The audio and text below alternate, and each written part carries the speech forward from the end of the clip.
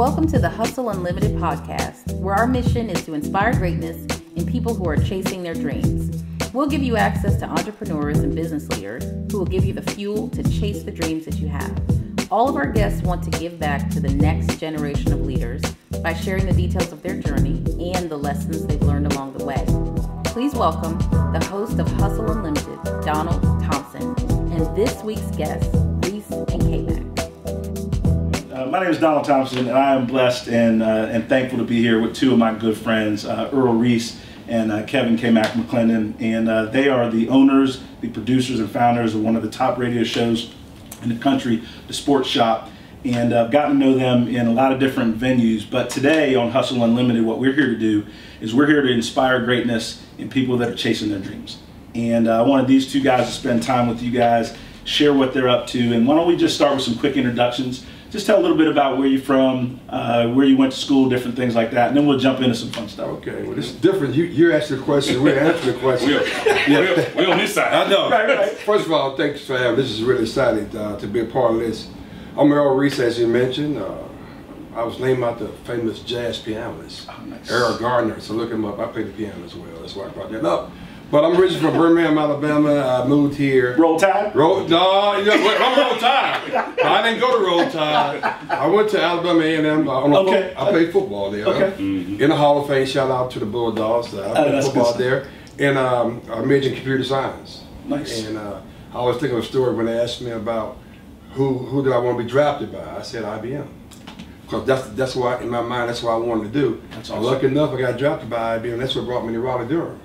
That's fantastic. So I came in to work for IBM, and then I subsequently went to grad school at Carolina, B school, got me MBA at Carolina. Then the rest is history. Oh, that's fantastic. Definitely. Kevin? Yep, I'm Kevin McClendon. I'm from South Mississippi, Laurel, Mississippi to be exact. Gotcha. Born and raised. And you know, it's funny just sitting here when I think about where I am now and kind of my aspirations when I was younger. It's not even close. Everyone in my family is either an entrepreneur, they own their own businesses. My mother was a nurse, but of course we own our own businesses and other things. So for me, corporate America seemed like, you know, the fix. It seemed like wanting to be different, right? All of my family all attended HBCUs. I didn't. I went to University of West Alabama, which at the time was Livingston University. Gotcha. And I wanted to be a finance guy. Run the money. I thought the money was where it was, but money wasn't cool. Money wasn't sexy, so eventually I ended up being an IT guy, and that's what I had a love and a passion for. What took me to where I really was about 7 years ago, was where we kind of embarked on this endeavor. That's fantastic. So let me ask you this, and then we'll talk about the sports shop a little bit and then some different goals. When you're looking at leadership, you guys through your show have the opportunity to talk to entertainers, sports personalities, comedians, people in government. What are some of the characteristics in leaders that you see that you'd like to share with our audience and give them that hope that they could do it too? Oh, wow, that's a good question. That's a great question. And really one of the characteristics in leadership and in leaders, you know, I probably mentioned before, I was in the United States Army. I was in the military, and as a senior non-commissioned officer, one of the things that, you know, I took great pride in and really felt, you know, I was connected to was leadership. And the question you asked about was, what are some of the things you see, what are some things you look for? You look for character, you look for other things, some of those traits, but you know what you really look for? People that can see people.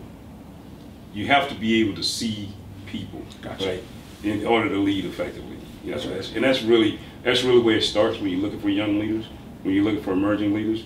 You want to look for people that can see other people. One of the things I've found as a business owner and serial entrepreneur is a lot of people focus on self, but you can't do anything without building a great team. That's right. And so one of the fallbacks of growing a leader that I've seen, and then I definitely want to hear, Earl, your perspective, is that bringing out the best in others, right, is something that we all have the capability to do, but we have to be intentional about it.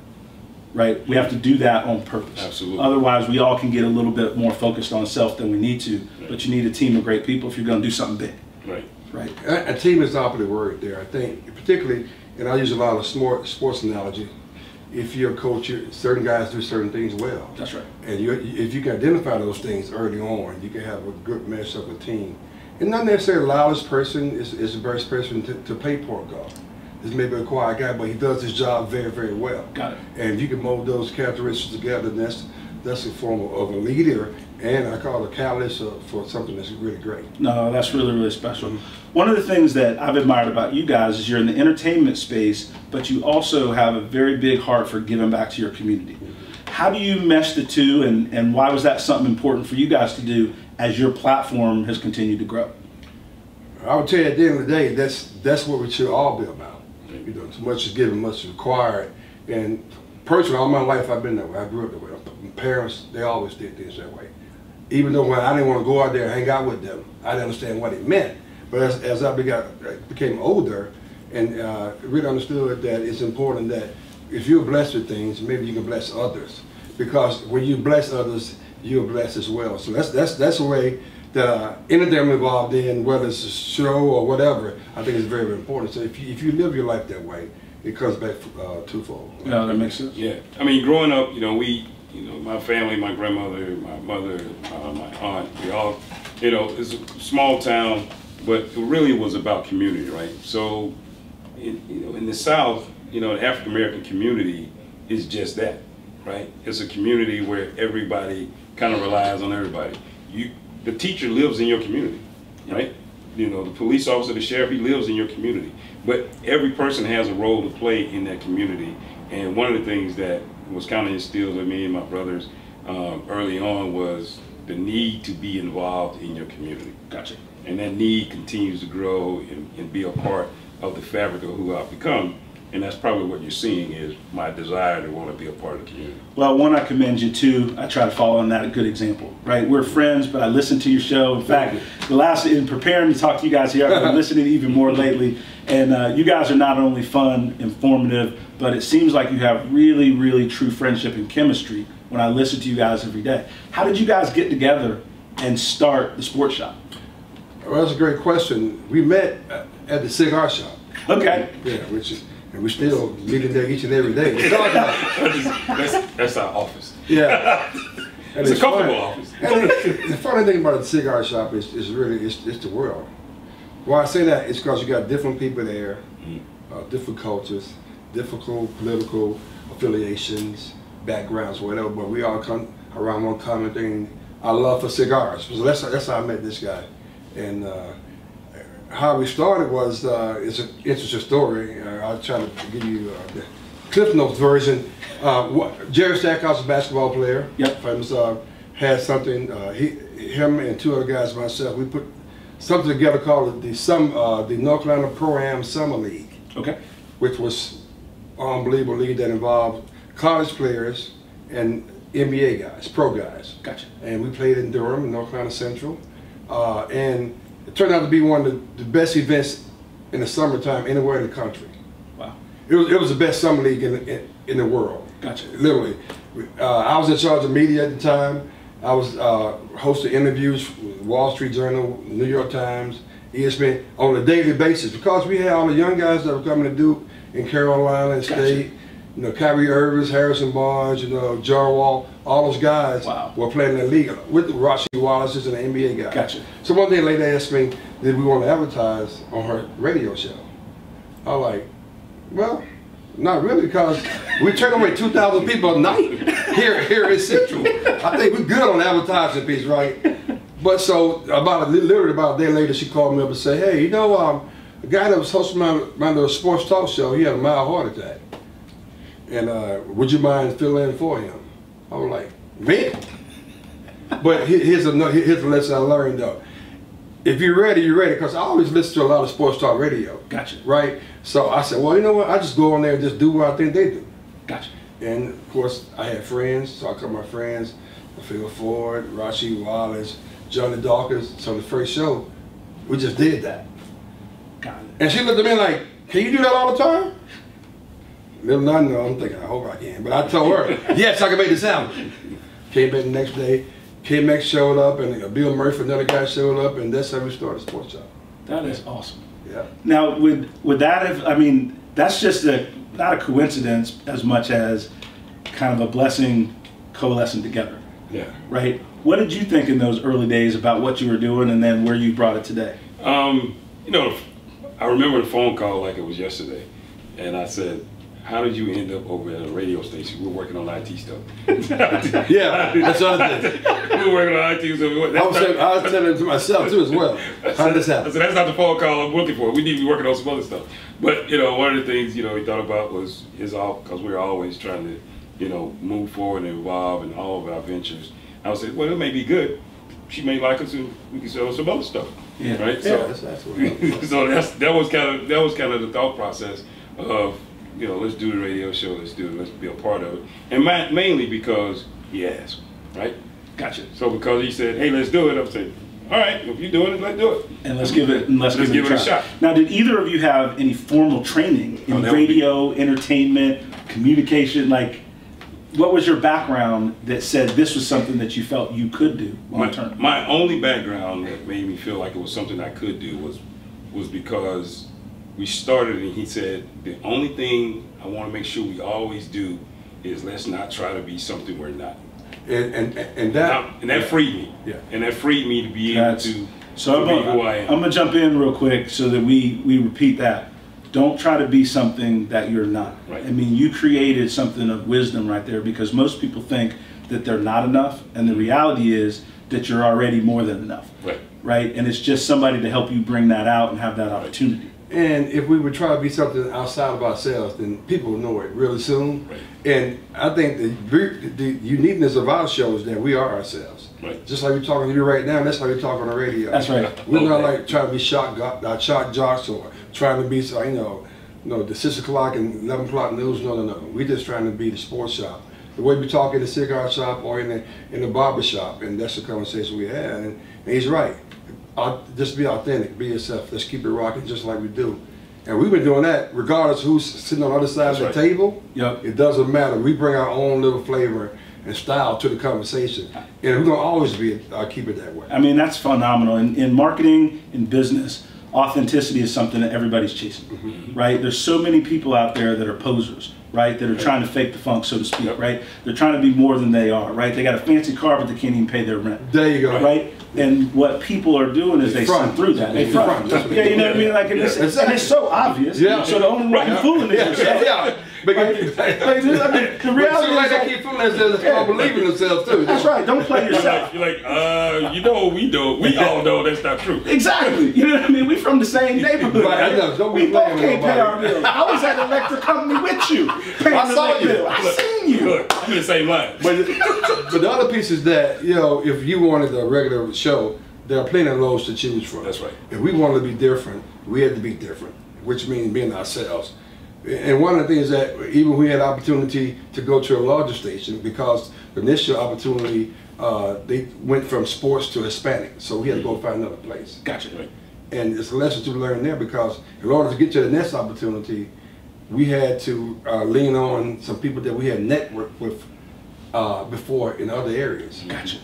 So again, you got to have a network there to assist you when you try to move on to the next phase. That's important too as well. So let's talk about that a little bit, right? Because you're not going to succeed and do something in a big way, right, without people to help you. Yes. Right. And so you need to build your network before you need your network. That's right. That's exactly right. So speaking of building your network before you need your network, we took the opportunity to lean on our individual successes and experiences in other areas, right? So the network already understood, and they had no idea what we could or couldn't do in radio, right? But what they did know, individually, what we had done in the past was successful. Right. And our work ethic spoke for itself. That's right. And we would attack whatever it was that we were embarking on with the same amount of energy and effort and professionalism. So at that point, it gives people an opportunity that are in your network to be willing to take a risk on you that no one else probably would. That's fantastic. Now, correct me if I'm wrong, you guys don't work for a station, you own your show. That's correct. That's correct. Like you are business owners in the entertainment space. Right, they pay us to put our show on. Why is that so important to you guys in terms of owning the content that you create? It's very important because we control the content. And again, we have meetings with the guys that own the station, but in terms of the format and who we bring on and what we say, that's underneath our umbrella. We control that. So we love that opportunity. One of the things with people looking to be an entrepreneur, starting businesses, different things, is you have to take and believe enough in your ideas that ownership is a part of your path. That's right. Right? Because having a job is fine. There's a lot of great career paths. There's nothing wrong with that. How somebody feeds their family, I'm not the one to judge.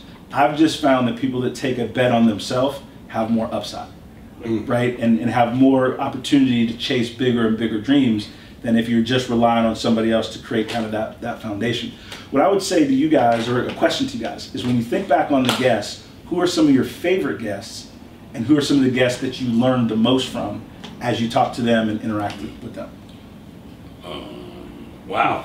You know, it's interesting you say that. We just spoke to a class in the university here earlier this week. And what class was it? It was sports management class. Sports information class. Sports information class. Okay. And another one was the sports business class. Got it. So in those conversations, one of the things, you know, they asked something similar.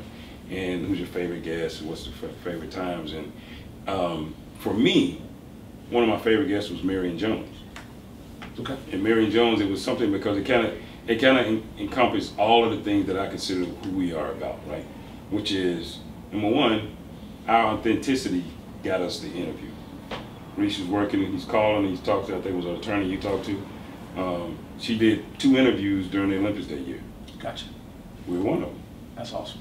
And one of the reasons because I think she realized we were authentic in who we are and what we're about. The second part of that would be when she came on, she felt comfortable enough to talk about her experience. Got it. And how she got in trouble, and if she had to do something different, how she would do it, and how that would have changed the course of her life.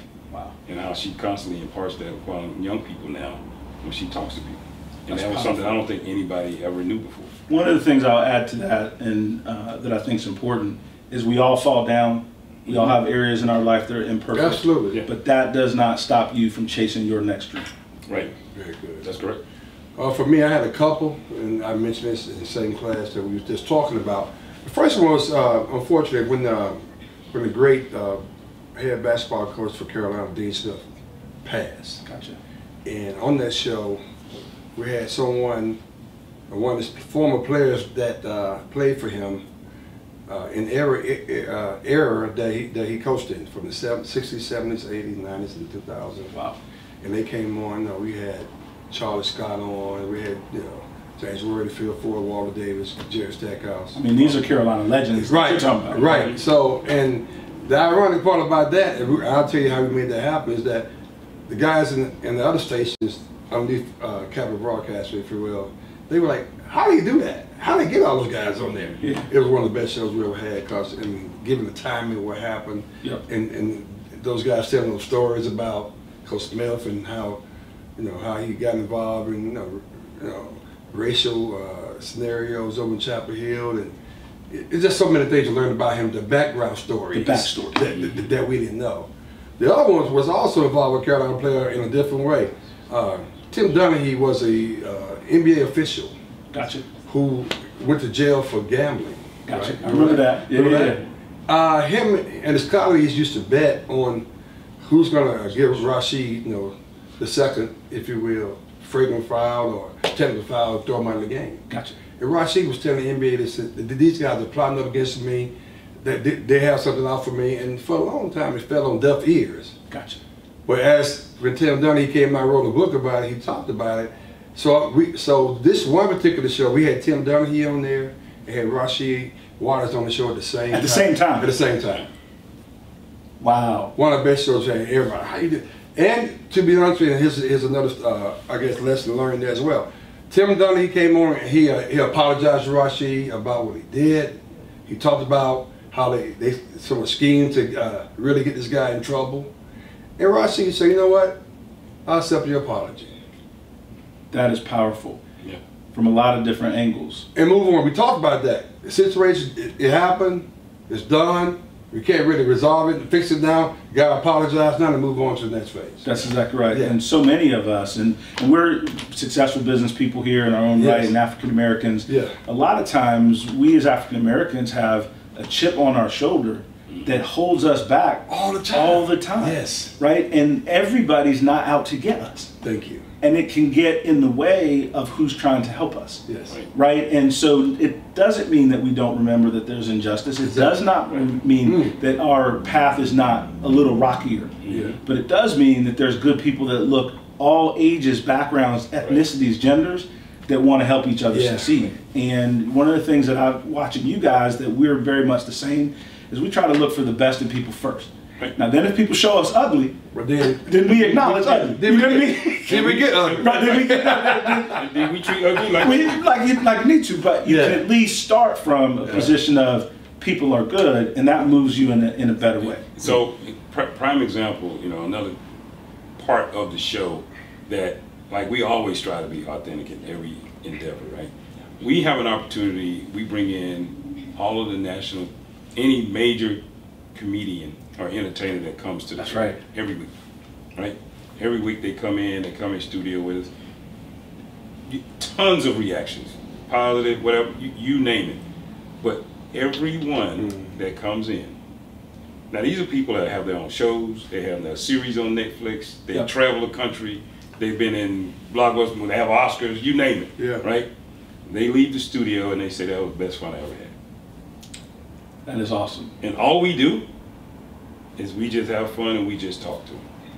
I mean, one of the things that reminds me of is how you try to build teams, whether it is football, whether it is in a finance shop, whether it is in any kind of organization, a nonprofit, is people work harder together and give more when they're having a good time. Right. And laughter is contagious, right? Just like somebody that pouts all the time. Right. Right. And so the energy that you guys bring every day, right, is just one of hopefulness, even though we're talking about sports, right, is something that's really truly engaging. And I'll tell you that, like, I'm a super fan, so I'm excited about having y'all. Like, thank you. The other day, y'all were back and forth on something, but y'all were talking about one of the players was playing so bad he should be in witness protection. You know what I mean? Right, like y'all. But it's so much fun, the interaction that you have with your guests and different things like that. When you're thinking about talking with young people, you do that at different colleges and different things. What's some of the best advice in leadership and being a professional and growing up just being a good person, a good man that you've gotten that you'd like to share? Oh, wow. That's a great question. Try to be honest. And my grandfather would say, well, that's every lie, there's a little truth in every lie. So there's a little truth in every lie. Yeah.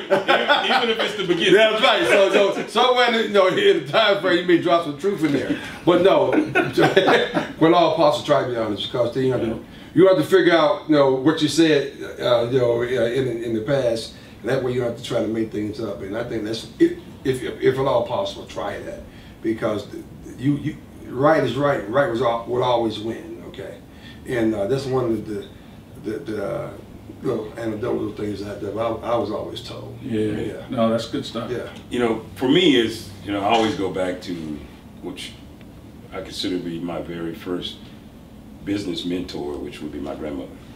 My grandmother owned she was the first African American to own an insurance firm in the state of Mississippi in the early 60s. That's big stuff. Right. And so one of the things that she always talked about was assets and liabilities. As a 6, 7, 8, 9-year-old, I'm really not interested. Just to be honest, right? But she would always ask, which one are you? Who do you want to be? Wow. You want to be an asset, you want to be a liability. Then understanding how you acknowledge that, and then how you recognize people for who they are. Doesn't mean you can't help someone that is possibly a liability at this point, but you should recognize where they are, where you are, and then figure out how you move forward. I think that was probably one of the most recognizable things in all of my teachings over the years that kind of stood out and resonated throughout my career. That's powerful. I mean, the whole time we've been talking, it's been amazing, but that stand alone is a great way to think about the decisions you make of who you spend time with. That's right. Because one of the things that I've learned is that I'm better when I spend time with strong people. Right. I'm smarter when I spend time with smart people. Right? And I'm more ambitious when I spend time with ambitious people. Right. And so when you describe people are an asset or a liability, it's true. Yes, people can change, but you can't count on them changing to meet your goals. Right? So that is wise advice. I'm gonna jot that down, and if I say it when I talk, it might be mine, but I give credit to you. It's all good. Your grandmother. That's all good. That's powerful right there. That's good stuff. Mary McGill. Mary McGill. Hey, listen, man, that's some good stuff. But now we talked about Sports Shop. We talked about how you guys met. What's next for you guys? Because you guys are dreamers. You guys are always pressing for what's next. What keeps you guys motivated, and what's next for Reese and K-Mac? Oh, it's a great question. We think about that each and every day, actually. If we're not, then we're not doing what we're supposed to be doing. You know, I think the experience that you have when you listen to our show, I think the whole world should have that experience. Amen. I think they even should be able to see that experience. That's right. And what I mean by that is that we're doing very, very well in the market that we're in. We're trying to expand the market so that everybody can laugh and understand Reese and K-Mac and learning stuff as we're going forward. So having said that, I think expansion is definitely on the horizon, vis-a-vis other markets, vis-a-vis satellite, radio and stuff, TV. TV. So those are, as I see it, the next phase of what we're doing. That's fantastic. Yeah, of course that, but I also really see us being able to share who we are, right, with more people outside of radio. Gotcha. Being able to share these experiences we have, the successes we've had, the failures we've had with other people, with the show as a platform, as an example of perseverance, determination, and relying on things that you've already put together, right? That's right. So we've all done something. You've already been successful in something, even if it was high school, if you know, whatever. You've always been successful in something. Build on that success and move forward, right? We got to where we are because we built on successes that we had well before we even thought about doing a radio show. That's good stuff, man. I'm just pausing because I'm really sincerely taking it in, and it's advice that people can start to change tomorrow, right? I read a lot of books, I listen to a lot of business seminars and different things, but one of the things that I really enjoy is when somebody teaches me something I can apply tomorrow. Teaches me something that I can apply with the skills that I already have. And everybody can persevere. Everybody can get up and have that hustle that we're talking about. And one of the reasons we're calling this show Hustle Unlimited is that's the one thing all of us can control. Nobody can take our hustle from us. You can get up every day and chase your dream. Nobody can do anything about that.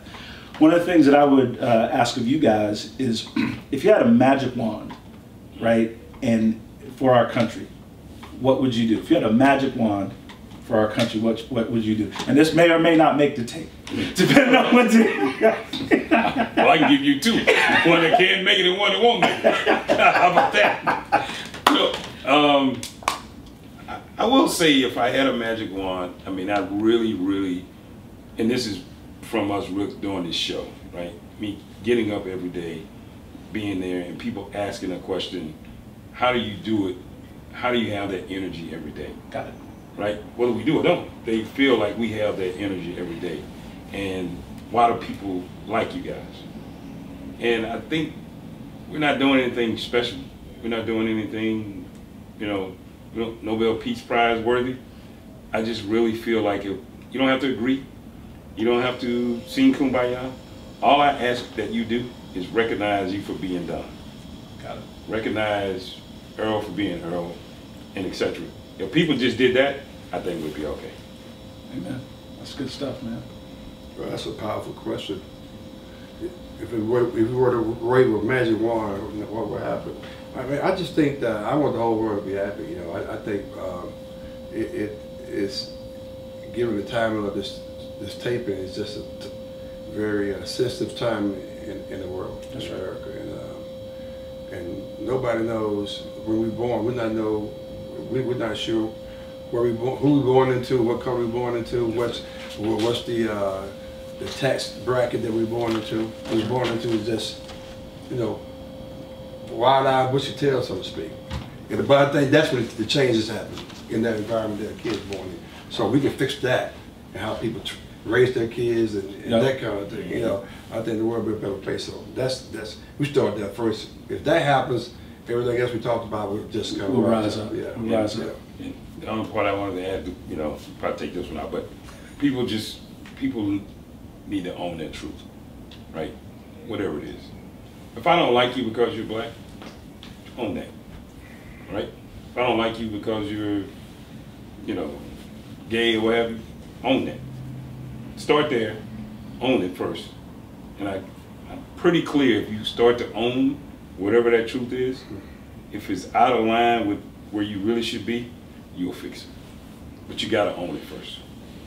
I mean, that comes back to a whole nother thing on just personal responsibility and accountability.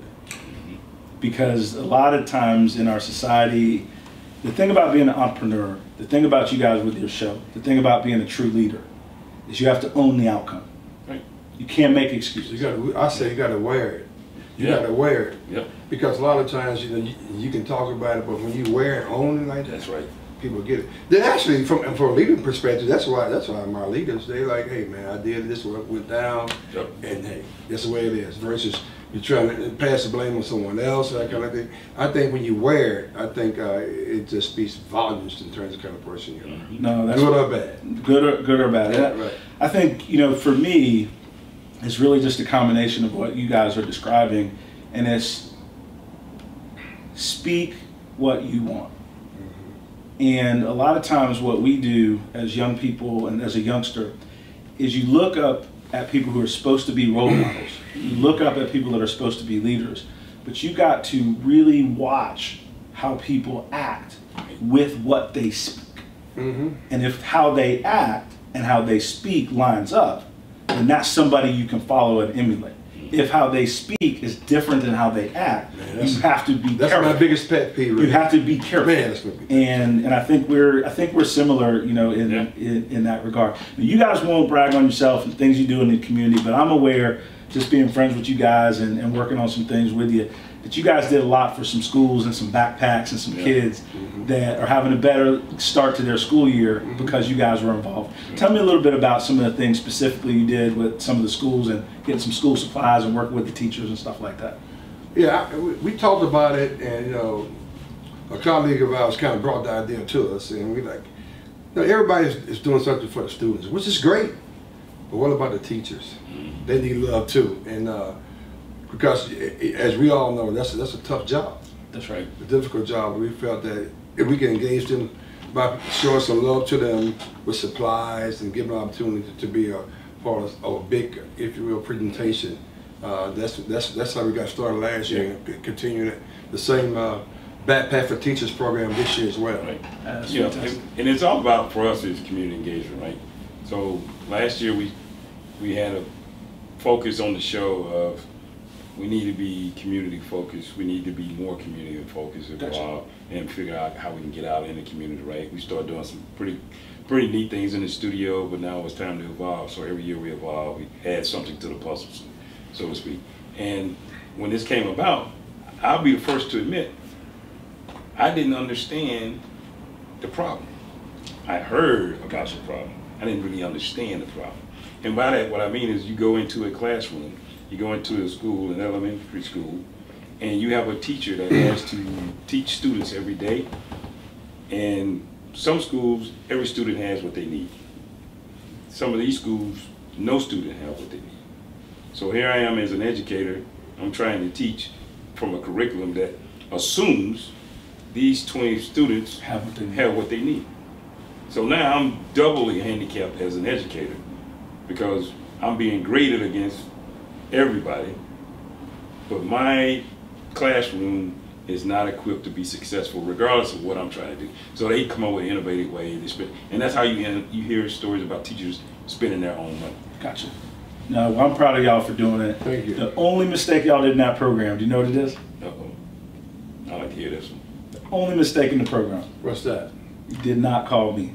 Oh, okay. So the next time y'all have that program, you just hold tight. Yeah, I'm available, right? Because I'm super appreciative of what you're doing. That's the only. We'll make sure we include you. You make sure you include me. You just hold tight. And I want to be helped in a meaningful way. And I'm not saying that just because we're on this. I'm saying it because we all have a little extra. We got to do a little extra. Right. And we're in an environment now. If we don't, who will? Absolutely. Do you know what I mean? And we got to think about some of those things. And then what happens, though, it's really cool. Sometimes you give, and you should bury it under a bushel. It should be private. right? That's when you're seeking a blessing. Other times you should give to be an inspiration. And what you guys did in promoting it was an inspiration to me. And I thought about some things I needed to do a little bit more because of your inspiration and what you guys were doing. And those are two different types of giving. But that's one thing that was on my heart that I really saw what you guys were doing. And just proud to know you guys and what you're up to. So now let's flip it a little bit. We talked about the show, we talked about your background and some lessons learned. What are some of the things that didn't go right that you had to overcome? What is something, if you had to have a life do-over, right, you do different, or simply a failure that you learn from? You might not do it over because you learned so much. Either one of those. Well, you got some tough questions. Well, because I really want to know. Doug, you know what I mean? I'm learning too. I get free counseling. In the spirit of, you know, owning that truth, I mean, I don't fail that much. I'm just joking. I feel it every day. I feel it every day, so I'm just telling you. I had to get you an acting agent. I was like, okay. I'm just joking. I feel that some of these ones twice a week, so. I'm just joking. You know what? That's funny. One of the things I would say, well, I don't know, maybe you could classify it as a failure or maybe a do-over, but, you know, embarking on it in the quest of owning us, because that's what this is about, right? Yep. So we own who we are and the brand and what we created, right? Yep. In the quest of owning that, you know, maybe not really absorbing, or maybe just not knowing at the time, like all of the obstacles we will be up against. Gotcha. Right? That's fine. We figure them out as we go along, but not knowing that, you know, if we had to do it, we'd probably evaluate that and make sure to identify those early on in the process. Gotcha. And that way we can kind of, you know, mitigate the risk a little bit, and we can move around the left to right, up or down, what have you. I mean, that's what starting any business. A lot of times having that blueprint, you're not going to have all the answers, but you'll have more of them because you do a little homework before you embark. Right. And I think that's a great lesson. There's always going to be trials, there's always going to be little bumps in the road, but some of them can be eliminated, right, with some research, with a little collaboration. And just figuring out what would be an obstacle for you. Got it. Right? And figuring out what those are, and then saying, all right, let's keep in mind that this is a possible obstacle to get through. Right. There's a couple of things, but one in particular jumps out at me is that, you know, and you've heard the term, all money is not good money. Mm. Amen to that. And, you know, I personally got involved in some decisions we made about doing deals with sponsors, and then they try to own the content of our show. Got it. And in the wrong kind of hustle. Right. And